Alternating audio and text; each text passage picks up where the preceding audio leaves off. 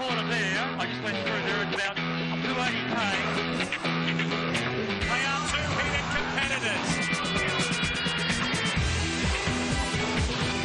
This kid is dynamite.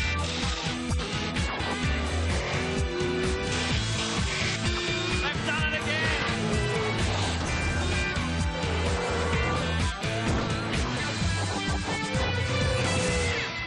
Just a little bit excited tonight because the great race is almost upon us. Welcome everybody to Inside Supercars as we preview the Super Cheap Auto Bathurst 1000. To do that, we're joined by a pair of legends from Fox Sports. They know what it takes to win at the mountain. Russell Ingall and Mark Scaife. Welcome to both of you.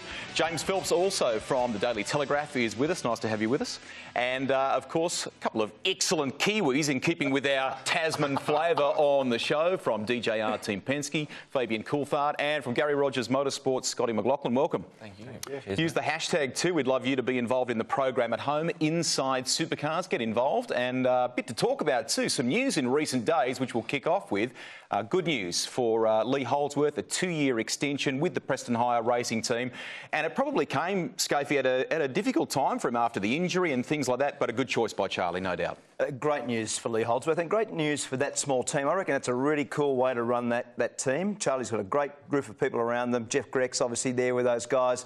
And the way that they operate after the incident, brand new car, Lee back on board, you know, fantastic for Lee and the team. I reckon he's a really good little operator. Oh, for sure. He was very nervous after the accident as well, being outside of the car for so long.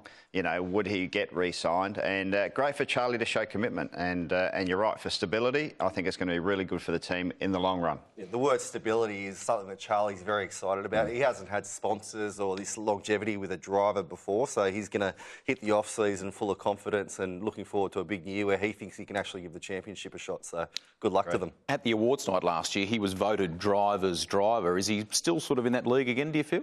Oh, I don't see why not. Yeah. You know, it's probably the best accolade you can get is to be voted by your peers. So, you know, he obviously got voted for a reason, and he's got a little mafia going on, which with Scotty and all the boys. So there's a few instant votes. Probably got driver because of his drinking abilities too, so that's impressive. That's always a good thing.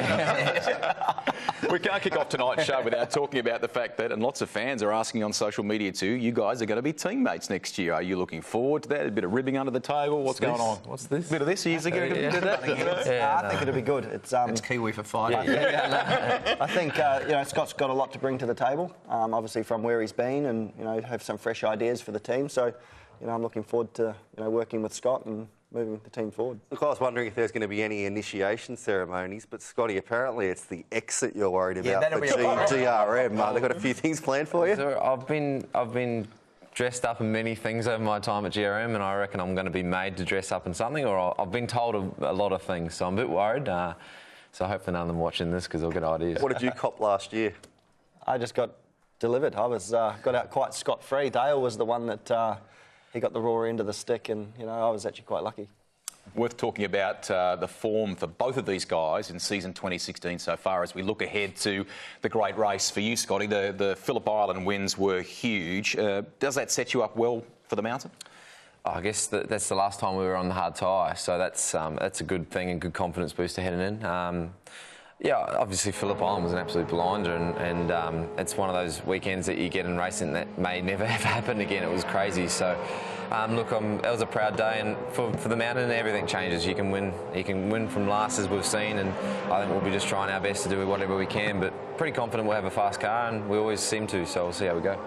Recent form, Scott's been good too. The car looks like it's a bit resurgent in terms of just its outright pace. Yeah, look, Sandown was fantastic for us. I've got a great co-driver in David Waugh. I feel like he did a really good job, some great starts, and he's just solid. We work together really well, so it gives me a lot of trust, a lot of confidence in both our abilities to win the race, and I think the team as well. We've got a great team around us, good pit stops, and yeah, it's all about making the perfect day happen and see how we go. I just feel with you guys, actually both been in a similar position where it's been inconsistency throughout the season. When you look at your season review, in total, just inconsistent. Peaks and troughs, middle, slow. Any reasoning, or would you agree with it? Oh, 100%. You know, we started the year off with the pole at Clipsal in the shootout, which for us raised the bar very high. And there's only one way to go from there, and that's slipping down the order, which it's not anything what we wanted. We've had other good times, podium at Winton. We had a double podium for the team at Phillip Island. So there's been enough pace there, but it just, like you say, it's lacked that consistency. So I feel this last part of the year, the last few rounds we've been to, Eastern Creek, Sandown, they haven't been great results, but, they've been 2 top 10s. So we need to keep building on that. I'm looking forward to getting back to Bathurst. I think the strength of, our cars is the hard tie. You look at Phillip Island. I'm looking forward to the mountain. How did you fire out of Sandown in terms of the debrief with the team, heading into this weekend's big one? It's been pretty productive. The last few debriefs we've had, the team's starting to gel a lot more. I think we had 8 or 9 new staff come to the team. The team's branched from 1 car to 2 cars this year, and that comes with pressures in itself. But I'm looking forward to the last part of the season. You look at Scott's performance last year, and he was consistently in the top 8. So if we can work on that and build from that, then I think we're in for a reasonable end to the year. The thing that I've noticed and we've been talking about it all year. At Sandown, the front of the car looked particularly good. Some of the places where I reckon when you haven't been as fast, it just looks lazy, but the front of the car looked really good, didn't it, in terms of just being agile and responsive? Yeah, that's definitely something we've been working on, and I've struggled a lot this year with, the rotation or off-brake turn of the car and things like that, but it's definitely been getting better. Phil and I have been working hard. We've kind of been going away from, what's the known setup within the team, and we've had our head down and really trying to focus on those areas. But, there's some massive strengths in the car, and, if we can have a little bit more of that, then I'll be a happy man. Hey, let me throw a little curly one at you. The whole SVG pass. How'd you go with it? I thought you handled it pretty well outside the car. Yeah, look, at the end of the day, Better than I would have. I can't turn back time. I can't turn back time. And, he had 4 wheels off the track. Didn't really spray him as much as I should have. Calling him a peanut's not that offensive, but... the thing that probably disappointed me the most was, Bargs' response later on in the day going, well, that's just SVG, like... Oh, well, you can't say that. Yeah, You can't say that. So, yeah, who knows? You sort of look at it at 2 points, though. I mean, you think back at afterwards, and initially when I saw it, I thought, oh, man, that was a bit out of control. But you also don't want to roll it back too much the other way where people don't have a big go. You want them to have a go, so... It is a little bit of a fine line, though, isn't it? It is. But, I mean, that tipped it over. Yeah, I feel like I gave him a car width, and then for him to have 4 wheels off the track, which is, outside the boundaries, then it's a different matter. You look at Moff's incidents at Eastern Creek, and there was a drive-through in place for that. So it's it just need a little bit more consistency. I think I speak on a number of drivers. I feel I don't know where the line is at the moment. I'm still trying to figure it out. What's bad, what's not. Understand that Bugs has got a lot of, it's hard during the race to make a call sometimes, but it's hard for us as well to make that split-second decision. What are we going to get away with? What do we need to readdress or reposition, as they like to call it now? So we've spoken about it a lot. I don't reckon it needs to be regulated so well. It's about hard but fair racing and being consistent. That's what it's all about. Scott summed it up. It's knowing the line. Knowing the line. If there's one of the top drivers in the category saying, I'm not sure where the line is, well, how are you going to race like that? How do you get that line? How do you get that? So you need it mandated. It's got to be explained better. And what I don't want to see is drivers hesitating about making a move is because you don't know where the line is. You go, no, I better not because I'll get a penalty and I'll come out worse, so I'll stick... I think how they've been explaining the driver's briefing with the footage and stuff is a good way of doing it, but it's just sometimes the decisions that are made are contradictory to what they've said, and I think I speak on a number of people. Yeah, I'm sure you are, because we've heard from lots of drivers on exactly the same thing. But the biggest thing about it, and what we've got to be really careful of, when we apply the penalties this weekend, it's a 300-point day. Yes. Massive risk versus reward. So if you apply a penalty on a race like this, you'll have a big bearing on the championship, which that's not what we want. Oh, drivers briefing for Bathurst have got to sort it out. They've got to make it... It's going to be a long one, I think. It's going to be a huge one. We thought Sandown was going to be big. Bathurst is going to be big. It's been a subject of discussion in the Dunlop series as well, and we'll talk about that a little later in the program. Want to lift the mood just a fraction here. You guys had some good fun with the whole retro thing at Sandown, didn't you? Everyone at GRM really got into it. It was cool. Everyone knows Gary likes dressing up, so I thought it was going to be. It was a bit more tamer than I actually thought. I thought on Sunday he was going to go big, but no, our car looked fantastic. Looking at Off's car now, I mean, I loved the look, and I actually like to keep it on. I don't know what's going on at work, but I think it looks grouse, and it's something that I think is very good for the category to go back and do the retro thing. Seriously, best looking car. Absolutely, it was really good. That looked great. Came up well for us on the telly too. It looked excellent. There was a lot of social media about staying with that, wasn't there? A heap of people were supporting leaving it that colour. Oh, and I was right. Oh, you do it too, yeah. So I think it looks great. It's probably the best looking car I've ever driven, so it's cool. I want to you talked about the performance of your co-driver David Wall before. What about Luke? Were you happy with how things went at Sandown? Yeah, I think Luke did a solid job. We were a little bit unlucky there with Luffy in the Saturday's race. Luffy had a quicker car, but at the end of the day, Luke did well to hold him out for as long as he did. So I think going into Bathurst gives me a lot of confidence. He's been fast up there in the past. We just haven't quite had the luck as a combination, but I'm really looking forward to getting there. Given that it's a Bathurst preview show, couldn't have you on without rolling out this little chestnut for Fabian Coulthard. And lots of fans always ask about this. Wheel us through this, Fabs. Well, for starters, that's how I roll. If you're working on that line all week. Look, it's I can't go back to Bathurst. There's not many places I can go and not talk about it, but the first thing that went through my head is, how long is this going to go for, and am I going to hit anything hard and come to a sudden stop? But I think from when it started to rotate to it come to a complete rest was about 11 seconds. I'd say it was the biggest 11 seconds of my life. I remember about 3 years ago, you were standing there signing autographs and a guy came up and he had the full sequence there, and you sort of looked and said, I can't go anywhere without being reminded of this. And it's a funny thing, it kind of defined your career for a while, but I feel like you're finally stepping out of that and forging ahead. But for a while you were the bloke that had that role at Bathurst. It must have been quite frustrating. Yeah, certainly trying to shake it. But yeah, look, I think it's a testament to the car, how strong it was. All the safety gear that we wear and things like that. I think that obviously played a massive part. But it's nice to have some success at Bathurst. Provisional pole in qualifying. Making the shootout. Racing to fourth last year. I think I'm slowly shaking it. It's an addictive venue. Any driver will tell you that. But when it bites hard. We saw that with Chas Mostert last year. It's happened to you 2014 when you hit the wall as well. Yeah. Yeah, it did. I don't really like talking about it. That was a disappointing year. That's enough, boys. Shut it down. I just got caught out. I probably got caught up in the race more than I should have, and I learned a lot from that. And definitely, I blocked that line last year. That was for sure. And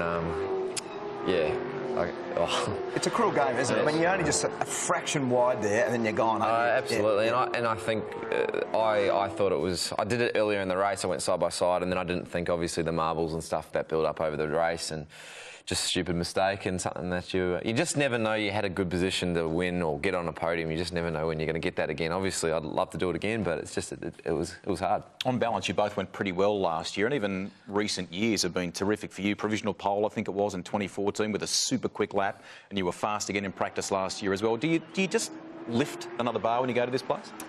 I think a lot of it's to do with the car you're driving. If you're confident and you've got a car that can do what you want it to do, then you're confident to take that extra risk. The BJR car has been strong there in the past, but on the other side of the coin, you look at Scott Pye's performance here last year, and they had a very quick car as well. They were one of the few cars to do a 205 at Bathurst, and I think if any car can do that, it's definitely capable of winning the race. How do you go with your confidence? This is your first outing in this car at Bathurst. I mean, you had many years in the BJR car. You must have a few demons in your head jumping in, not knowing what you're in for. No, I think you get enough practice, before qualifying to get used to it. Kelsey's playing with your mind. It's not working. He's playing with your mind. He's playing with your mind. But seriously. But you think at every race I've been to this year, I've not driven the car.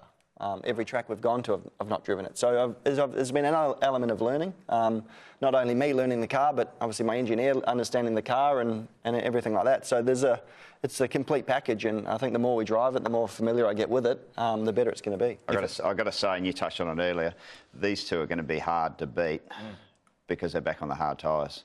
I think we've seen that, and I was talking to you a bit earlier about the Falcon being a lot better on the hard tyre than the soft tyre. So you'll be looking forward to it.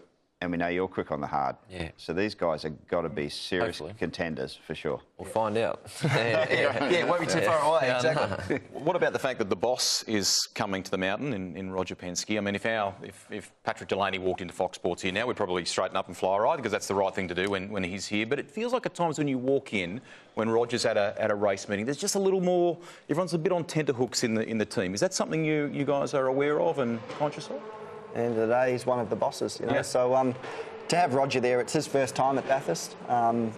It's like our Indy 500, you know. He's very passionate about Indy 500 and the success they've had over the years. So to be able to notch up a win here, obviously the first ever win for the team it'd be a pretty special moment. But yeah, definitely, you know, there's an awe about Roger when he's in town.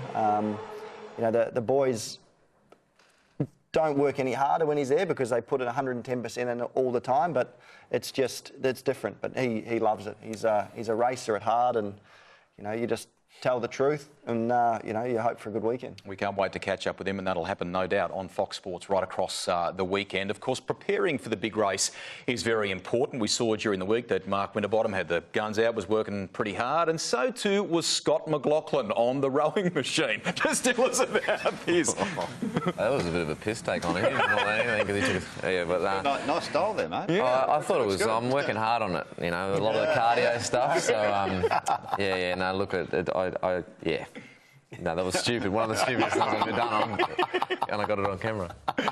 Oh, it's a bit of You always tickling get there. caught out, don't you? Yeah, no, that's my fault. We need a commercial break here. We're counting down tonight on Inside Supercars to this weekend's Super Cheap Auto Bathurst 1000. More in a moment.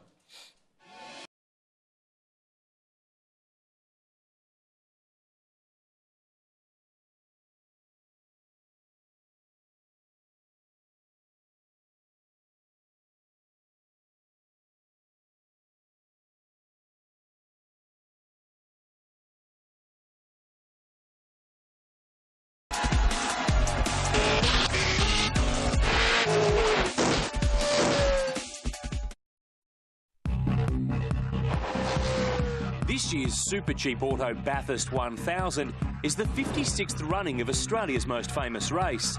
And when it comes to records, facts and figures, Mount Panorama sure knows how to provide. 55 different drivers have won the race over the years. Just 19 of them can boast multiple victories. But the man with more than anyone, sadly, is no longer with us. This year is 10 years since the race's most famous driver, Peter Brock, passed away. The trophy that bears his name has been won by 11 different drivers since 2006. 9 of them line up again this year to try and win it once more. Look at Brock's numbers and they still stack up. A record 9 wins, a record 6 poles, 12 podium finishes from 32 starts between 1969 and 2004. It's the marker by which all are measured at the mountain. There are 13 Bathurst winners in this year's field, led by 6-time and defending winner Craig Lowndes. This year is 20 years since his first Bathurst win, and his recent numbers are Brock-like.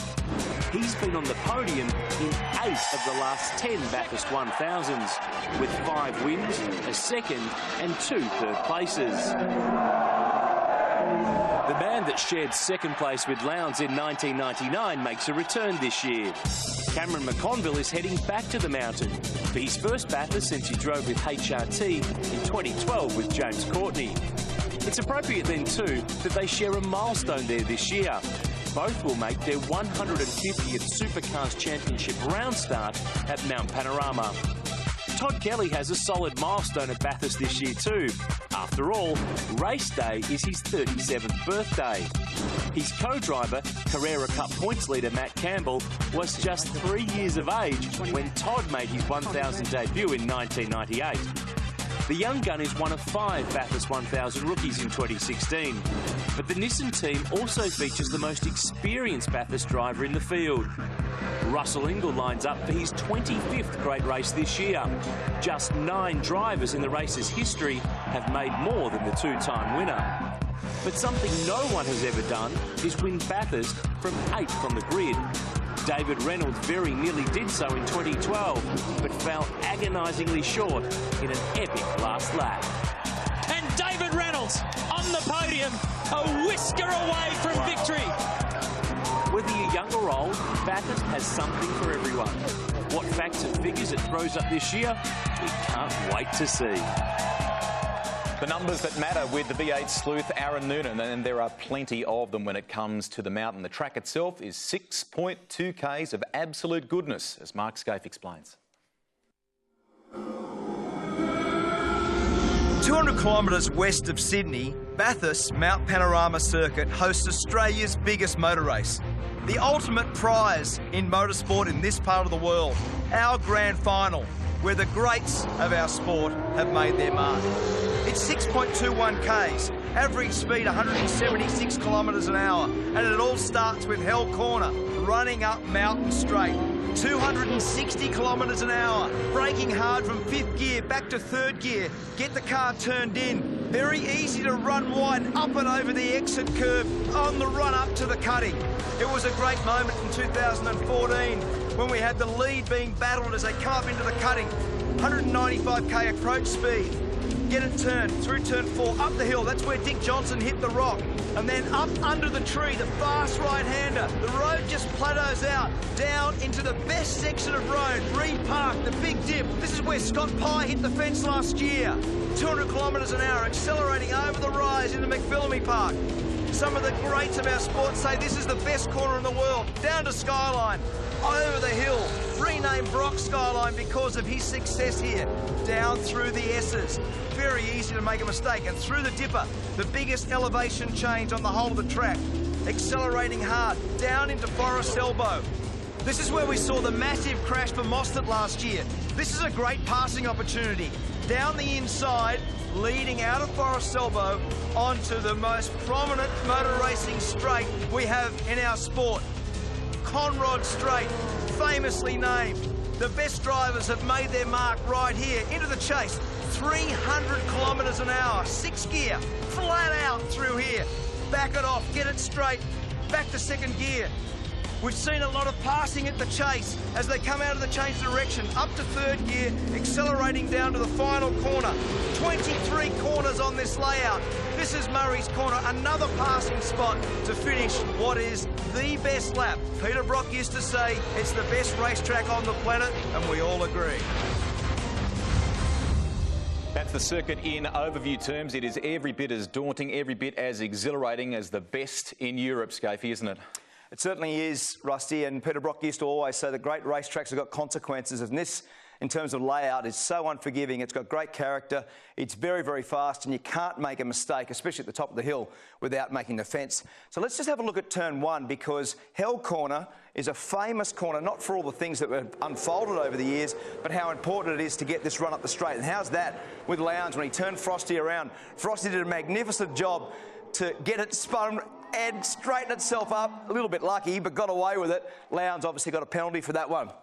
Up the hill, Mountain Straight, 260 kilometres an hour, up to turn 2. Bumpy braking area, difficult to get the car turned in, and we've seen lots of drama here over the years. This is Warren Luff into the back of Lowndesy, the two guys, big accident, that one. Turned over there, he was out for the whole weekend. This is my cohort making a little mistake, pumped out the inside, got Holdsworth clean, and in the end, Holdsworth ended up just rolling over gently. This one was massive for David Bernard. This was a big accident, brake pedal failure again, similar to the Luff incident, and went in the tyres, and after this, it actually caught on fire. Check this out. These are amazing scenes. Very, very difficult corner, and it's so fast, the smallest mistake has big, big consequences, as I said before. This is a track where you can't make a mistake and you simply can't have a mechanical failure. Even in practice, where we saw those other couple, check the flames here. This was from the old series car. where the fuel cell was located behind the rear axle centre line. So we've seen lots of drama there. I've got my mate off the desk, Russell Ingall. Tell us a little about that one with you, because you were right in behind another car. You can't see really where you are. And when you popped out, obviously too deep. Yeah, absolutely. Yeah, I got down on the inside, had a great run. I thought we might pick up 2 positions here, a little bit greedy. But the thing about it, I actually lost my brake marking point because I was right down the inside. Went about probably 50 metres too deep. If I pulled it off, I would have been a legend. You would have a legend. Obviously, looked like a putz now, but anyway, that's life. Anyway, as I said, very, very easy to make a mistake. So when you go up to the next section, out of turn 2, you run up to the cutting. And there's a little kink at the cutting. We've seen some drama here over the years, but this is this spot where Van Gisbergen fight up the inside of Scotty McLaughlin, and a little bit, as soon as he just gets slightly wide, out into the grey, you can just see now on board, Scott was always, as soon as he was wide, you just can't get the car back. This is the famous one, Russell. How was this with Murphy and Marcus Ambrose? I think Neil Crompton called that the track is blocked, so we're all battling for the lead. This is 2005, and Murphy and Ambrose, controversial one, this one, put both cars out. You're his teammate. Well, mate, they weren't friends anyway, and you don't think this escalated. And the thing about it was the blue that went on afterwards, Ambrose goes up to Greg, but then all of a sudden it went around and he actually backed off. I thought he saw how aggro Greg was, gave him a little bit of a shove, a little bit of pointing, and then Marcus has gone, oh, hang on, might have bitten off a bit too much here. The Kiwi's pretty fired up. But the thing about it is, Mark, actually Murph's car wasn't that badly damaged. Yes. It could have actually, if he stayed in the thing, it could have actually got the thing back. They actually drove the thing back after this accident. I know, that's extraordinary, isn't it? So he should have actually stayed in the thing, but he was too busy trying to give Marcus a bit of an uppercut. A character reference. So at the end of that little section, you come out of the cutting and then up and under the tree up into Reed Park. We've seen lots of incidents there too, because it's very fast. And again, this one here for Mostert, he caught the inside curb and then it pitched him straight into the fence on the outside. Greg Murphy was too fast when he turned to the right. It's a great corner. It's a little lift, but if you don't get the apex right, it is, in terms of the consequence, a profound effect. And this one, power steer failure for Scott Pye. He was going really well. The speed of the car at that stage was very good. That was a massive hit. You're right, it was fast. But how many times have you been there that you've had those, oh, that was so close. I've nearly gone in, brushed the wall, and you've come out the other side and gone, yeah, I was lucky. Well, I followed you in there in the rain in 2007, and because you hit the fence, I hit the fence. It was great. I was following Bridie. Yeah, well, there you go. So he went to the fence. Mental note, don't follow Bridie. Don't follow Bridie. Right, yeah. So then when you go from there, you go into this section, which I always talk about as Reed Park and McPhillamy as the 2 best corners on the place. It's so fast, they flow so beautifully, and it's one of the ones when you do a really good lap there, there is nothing better in Australian racing than doing the very best job at those 2 corners. If we look at the beautiful vision, there's a little rise at the start of the corner, 210k approach speed, and then off Brock Skyline down the hill. But when you do it really well, it doesn't matter whether it's wet or dry and you use all the road, the flow and the momentum and the way that the car moves around, huge amount of confidence required to do a good job. It's one of the sections of track, you've got to flow the car, like you said. You've got to carry corner speed. You've got to be so careful not to use too much brake, slow the car down, keep it nice and flowing.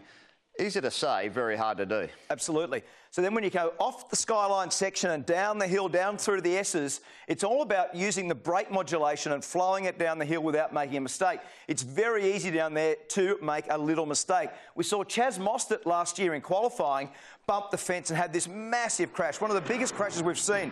It bumped the left-hand fence, it pinballed itself into the right fence, and how it didn't go over that guardrail section above where the marshals were, look at the damage to that car. That was one of the biggest crashes we've seen. I've never seen a bigger, accident, I almost said motorsport, like it was such huge. But it's actually quite odd where he went in. And talking to Chaz afterwards, he said there was a little bit of a shadow there, couldn't quite see the apex across. Remember with these cars, they sit very low, as you know, so the vision is a little bit difficult. Just clipped that wall, but the consequences was unbelievable. So much damage and a lot of damage to Chaz. Thankfully, he's okay now. Yeah, it'll be interesting to see how he comes back, won't it? Because this is his first run again after that accident at Mount Panorama. So you get through Forest Elbow onto the famous straight. It's over 1 kilometre, this straight, and we saw earlier Fabian having a massive crash roughly 300 kilometres an hour, popped the left-hand rear tyre, spun around, and this is the world champion of blue-green, blue-green, blue-green, because it was, as Fabian said earlier, 11 seconds of drama. That is unbelievable. Like, I remember coming around behind the pace car coming around, and I wonder what went on. It was like a bomb went off. There was bits of panel and car everywhere. And you know the thing about it? Amongst all this, one of the biggest crashes I've ever seen. There's Richard. This is Frosty. Yeah, oh, it's Frosty, is it? Yeah, okay. Yeah. Just getting a bit of. Watch this. How close this was to getting Lowndes. So he made a little mistake. It just started to rain. He arrowed off at the fastest corner, and Lowndes was just through the chase. And as he got it turned, it just missed it. So this was the battle last year with Jono Webb, and they were really contending because they were using the same boom. So there were lots of pressure on between those two cars for track position to be able to get into the pit. So for us, this is an amazing race. This is an extraordinary racetrack, but so much unfolds, and the way that you actually end the lap, again, is another passing spot down into Murray's Corner. So we love the circuit, mate, but in terms of the actual commitment and their ability to do the very, very best lap, there's nothing better in Australian motorsport. You've been there hundreds of times before, right? What's your best part of the circuit, Scapey?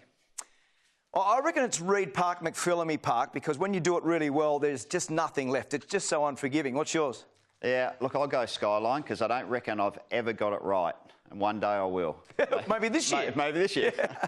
So, boys, I'm sure you agree. It's an amazing racetrack, and it just takes 100% commitment.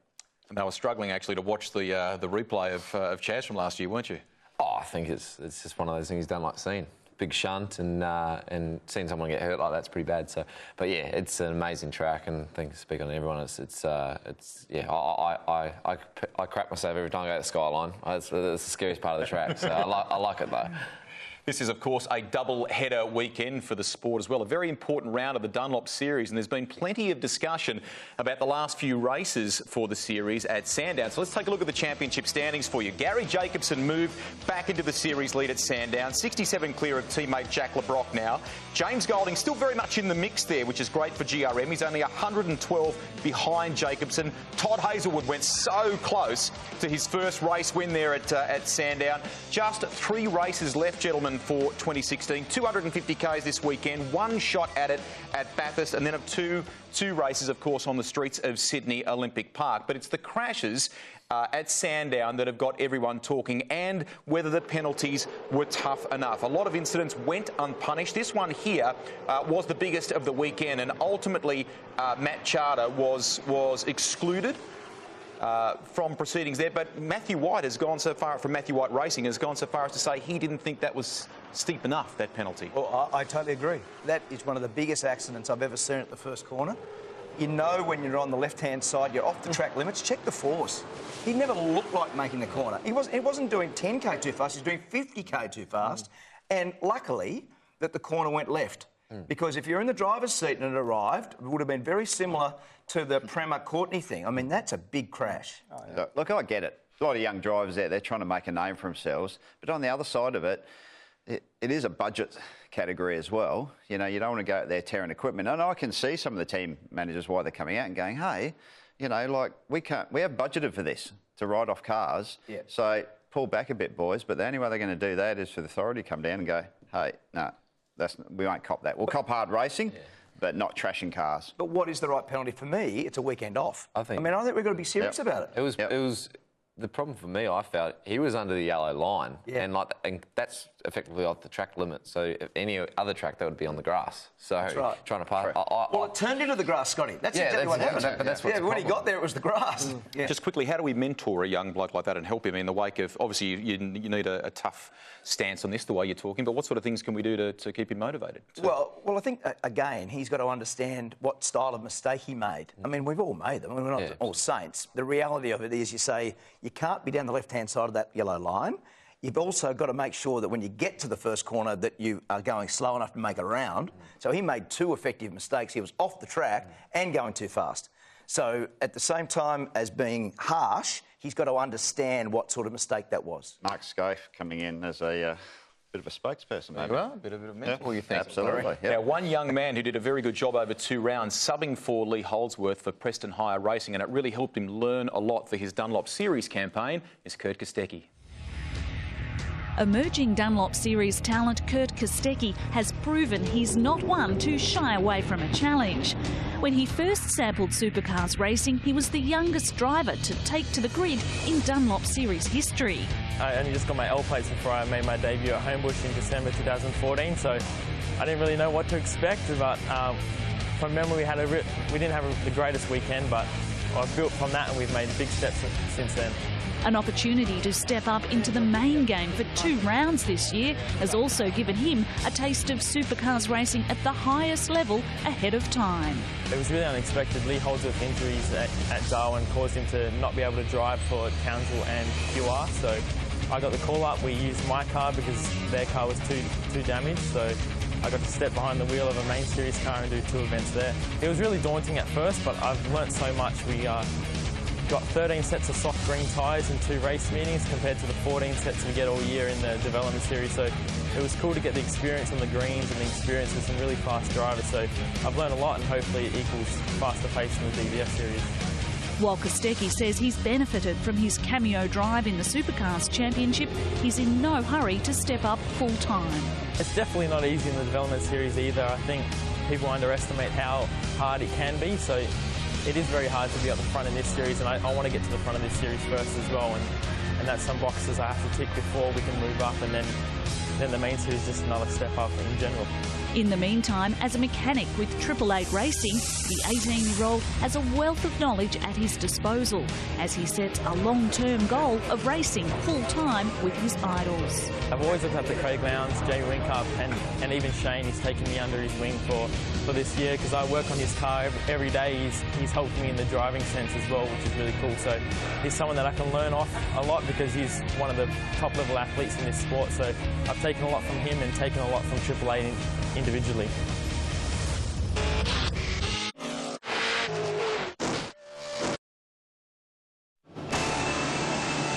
This weekend we're at Sandown International Raceway, and that is what everybody's chasing. The Pertec Enduro Cup, all clear. 161 laps to come, 500 kilometres. What will the day bring? Beautiful jump by Warren Luff. Oh, pump! He's in the fence. He's in the fence. That's a huge crash. So this is James Golding. That's a nasty one. This will trigger the Lexus RCF safety car. Tim Schenken is now suspending this race with red flags, bringing the cars back into the lane so that they can successfully and safely repair the circuit. The weather has turned against us. There's the green flag, so he can go from wherever he likes. What he's done now is that's a good job. He just turned in to the right-hander and turn 11 a little bit quicker, and he's done a beautiful job at the restart. Comes off turn 12 with minimal wheel spin. We're racing once more, the Wilson Security Sandown 500. There's water on the road down there between turns 1 and 2. Team boss Mark Dutton at Red Bull Racing Australia has just said to me they feel like the Freightliner Commodore is holding PD up, but he's got the pace. Let's watch this here. Can he get it done? Yes is the answer. Oh, and that's Steve Richards. That's Richo, one of the most experienced guys in the field who's been caught out. Guys, and the timing of this pit stop for Cam McConville couldn't have probably come at the worst time at the moment because the rain is actually falling. It's not a mist. It's actually quite heavy. Keep an eye on the weather because it's going to get slippery out there very quickly, boys. Both Red Bull cars are in, so there will be a delay for the second Red Bull car, which I think was Prema in 97. So here's Dumbrell. There's Prema having to queue. And this has really hurt Alex Prema. So Richie Stanaway slithering all over the road. There's very little in the way of grip. Critical battle going on out there at the moment. Turn 4, we're watching the race leader, Luff and Dumbrell. 1 car length between them, and at the moment Dumbrell is just eating margin out of car number 2. More rain coming. Dave Couchy just letting Paul Dumbrell know exactly what he can see on his screen at the moment. So he's all over the back of him. This might be a lead change down the inside of Danny on road. Turn 9, contact, and Luff gets shoved high and wide. A new leader of the race after some elbow. Oh, and Canto in the fence. This is huge championship implication. People are reacting. They're laying up in the lane. Black flag. The rule is that you can't release the belt, and Paul didn't do that, but he shimmied out of the left side of his shoulder belt. 97 still on its jacks. He's going to be behind Scott McLaughlin as he exits. I'm Oh, he's got a problem, Tander, with the left front guard. It's peeled the composite guard back. You're kidding me. Van Gisbergen driving the car like he's on a quali lap. Tander desperate to break a drought. Van Gisbergen on the cusp of leading the championship at the critical end of the year. The clock has gone 0. We've got one more lap remaining. This is going to be a nail-biter to the flag. Garth Tander is the winner. Well done, Garth Tander. What a race.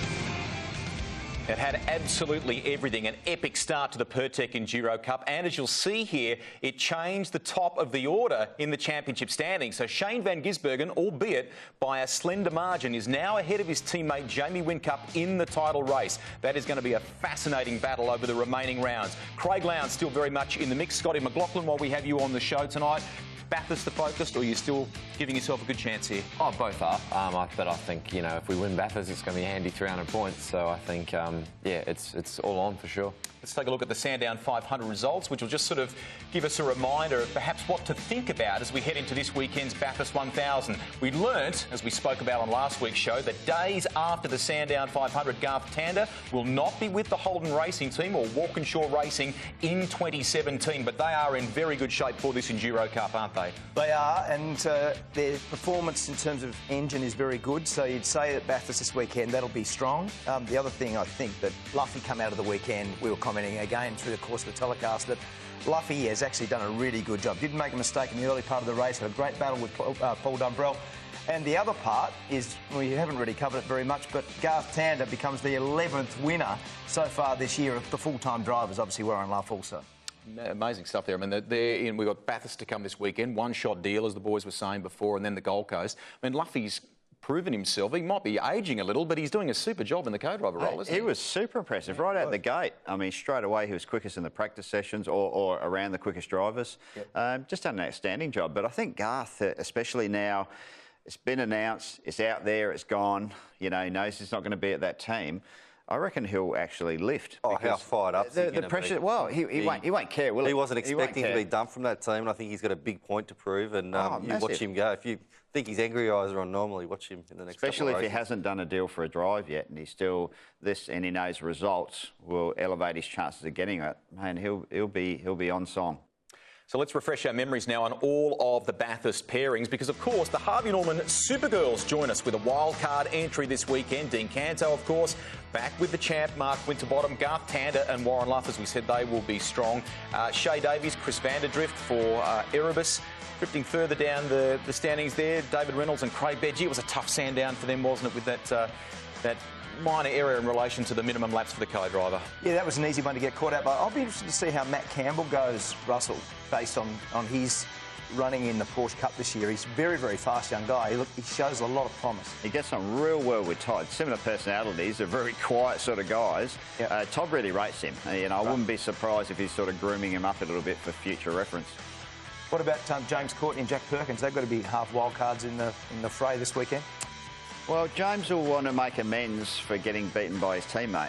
You know what James Courtney's like. He doesn't like seeing that car in front of him, so he'll be pushing real hard. And Jack was actually pretty speedy there last year, so again, pretty strong. Mostert and Owen are a good combination. I reckon Stevie Owen with Mostert. It'll be interesting to see how Chaz applies himself this weekend, because after that massive accident. But Steve Owen is underrated. Yeah, and if it wasn't for the double stacking thing, their result at Sandown kind of flew under the radar. They, on balance, did a very, very good job. Quickly, too, Richie Stanaway, superb, wasn't he? He was. He did a cracking job there on slicks in the wet, and definitely moved that car forward up the grid. And they were a little bit unlucky there towards the end, but yeah, stellar job. Is there a New Zealand alliance? Do you blokes just talk your brothers up all the time, or your bros? Got to do it. There's not many of us, so you've got to make sure we stay in the game longer, you know. Speaking of Kiwis, what about Shane Van Gisbergen and Alex Premer? Premer, as you said before, I think mentored, well, last week on the show, mentored by the team. He really did. He ticked all the boxes for them, didn't he? He did, and you know, it's very, very easy in this game to make a mistake, but I reckon the seat time from the Sandown race will serve him really well. By the time he gets in the car this weekend, He'll be much more comfortable. He'll know what to expect. I reckon he's a better driver at Bathurst than he is at Sandown anyway. I mean, he's your teammate. I'd say he's probably better his best track's probably Bathurst. Yeah. And Gold Coast, he was always a bit timid with the curbs and stuff, but he'll be fine. I think he's done a cracker job there in the past, and I think they'll be very strong. This is the driver we had a big question mark over coming in to the endurance season, and so far 1 from 1. He's left a bit of egg on our face. Let's hope he can do it again. It's a pretty solemn Dean Canto on Sunday afternoon after Sandown. You know, he and Frosty are again together at the mountain. What's he got to do? Well, this was just a really simple mistake. He was on slicks. He was wide. It was like glass, just offline there, and you know he was in the wrong spot at the wrong time. We've all been there and done that. Very easy to make a mistake in that spot. What Dean's got to do is just get his head down and do a really good, solid job. This is now really pivotal in terms of the championship for Mark. I don't think Mark has to worry about the championship anymore. I've pretty much written him off. He can focus on Bathurst now and not have that in the back of his mind. I think that might be his mindset. 346 points. It's a long way back when you've got guys like Jamie Whincup and Shane Van Gisbergen and Craig Lowndes in front of him, even Scotty here. Bathurst win could turn things very much around for him, which is, I think, where Scafie's coming from. Are the reigning Bathurst champions the favourites heading into this weekend's race? They are a mighty combination, Lowndes and Richards, aren't they? Oh, absolutely. How can you even not think they're going to be at the podium somewhere? Which step, I don't know. But, geez, I tell you what, they're going to have some pretty stiff competition within.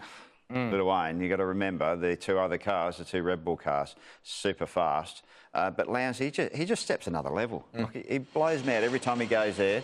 He's just all over it. This was a big talking point, wasn't it? You know, we were talking about Canto before. It was a pretty flat, hauled umbrella on Sunday after the 500. He put his hand up, though, didn't he? Well, the most simple mistake. I mean, you know, apparently in the driver's briefing it was explicit that the car can't be moving. The belts need to be fastened before the car moves at all, and this was a big penalty given the championship. A 137-point swing from, 144-point swing, coming in 137 points in the lead. So that's massive. It seems like a severe penalty for what seems a minor infringement. What do you guys make of this rule? Oh, it's the rules, but I think that's another thing going back to Frosty with the 346 points. I think anything can happen at Bathurst. I feel like he wins and there's us 4 of DNF or we're 22nd. It's back on. So the 137-point swing's massive. I'd like to get your thoughts. Scafie mentioned before the combination of Chaz Mostert and Steve Owen and how much of a threat you think they'll be this weekend. Yeah, I think they're solid. You know, Chaz has always been fast up there, same as Steve Owen. So I think there's a lot of good combinations. You know, it's not just those particular ones. They're all class drivers now, and I think anyone's in with a reasonable shot given an element of luck over the weekend. Fabs, it's probably a good question to ask you. You came back the year after the crash. Were there any mental demons there, and what's Chaz going to have to face this year? Well, he's going to have to talk about it for a long time to come. Yeah, does that tax you? I mean, a lot of the lead-up's going to be taken up by reporters asking him about that crash, going over to the corner with the little messages written by people. Is that going to sort of eat away at him? I don't think so. You know, I think you just need to look how he bounced back at the first round in Adelaide when he hopped back in the car. He was pretty much straight up there, but don't get me wrong, he's going to have to drive through that particular corner at some point. And I know I looked over at the left-hand side of the chase there for the first 3 or 4 laps when I went back there for the first time. But time heals everything. You know, you go back year after year after year. I don't even think about it now. But, you know, definitely in the short term, he'll be thinking about it. Lots of great storylines that will follow over the weekend. We've talked about internationals like Alex Premer, great rookie performances at Sandown like Matt Campbell. What about comeback yarns? Cameron McConville doing a great job at Sandown with Nick Percat. This has been a bit tricky for us. Last year we probably a little bit behind getting the ideal set up for the car, and Ollie was out there with the main drivers and got caught up with Paul Davison and took us out of the race on I think like 55. So the actual pace of the car was really good in the race and we didn't get to show it because from then on we left the same set of tyres on the car.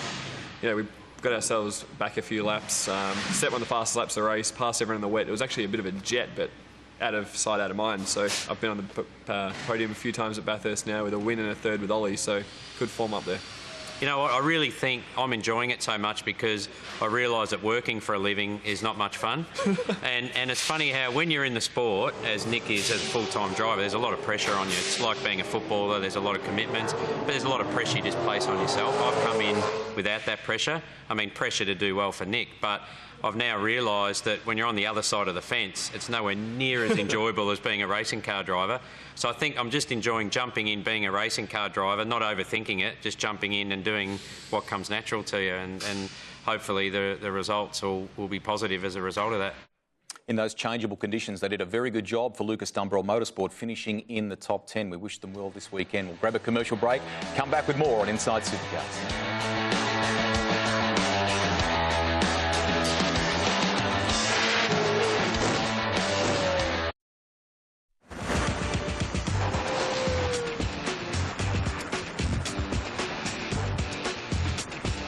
On our final lap for this edition of Inside Supercars, and we are focused on the big one this weekend, the Super Cheap Auto Bathurst 1000. It's the midpoint of the Pertec Enduro Cup, but we would love for you to join us at the Gold Coast with this very special promotion. Thanks to our great partners at Virgin Australia, you can win the ultimate pit stop competition. Fabulous prizes. They're worth over $30,000. Join us trackside with the best seats in the house. Just go to virginaaustralia.com/ultimate pit stop to enter, and for all the details. We would love to see you there. Just before we go, who is going to run the famous number 17 next year?